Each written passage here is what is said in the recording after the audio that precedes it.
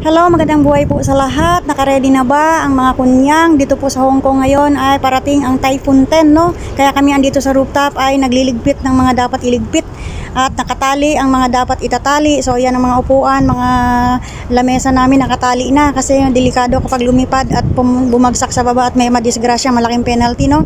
Ang mga halaman inilagay sa ilalim ng lamesa. So ganyan tuwing may parating na bagyo dito, so matrabaho. And then after ng bagyo, so yan na naman, babalik na naman sa dati, no? So ayan ang table namin, nakalagay ang mga halaman sa ilalim at nakatali po sila. Mamaya i-check yan ni sir mamaya dahil si sir maagang uuwi. Pagka may bagyo, maagang uuwi si sir at work from home yan tomorrow. Yan. Ayan po si Dawdaw yung lemon namin, no? So dyan po nilalagay yan sa loob kapag may bagyo dahil iniingatan niya siya dahil ang ash ni Dawdaw na aming alagang aso ay dyan binaon sa lemon na yan. So ayan po ang ang slide, no? Nilagyan ng mga sandbag sa ilalim. Dapat to itinapon na dahil luma na. Wala naman na itong pakinabang. Wala na nga yung slide niya, naitapon na. So ito naman yung aming sampayan.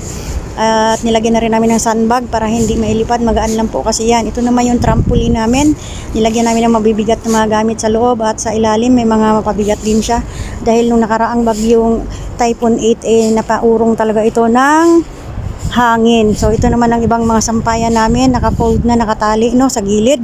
Yan, ganyan po ang buhay ng mga kunyang dito sa Hong Kong kapag may rooftop, no? At ito ang mga halaman, itinabi na lang namin sa mga gilid, siguro okay naman na yan, pero ewan ko lang kung ipapalipat pa yan ni sir. So yan lang guys, ang aking update sa inyo dito sa Hong Kong. Bukas balitaan ko kayo nung mangyayari sa amin, kung anong issue na magaganap, no, sa kinabukasan. Have a nice day, God bless us all. Thank you for watching. Please don't forget to follow, like, and share my video.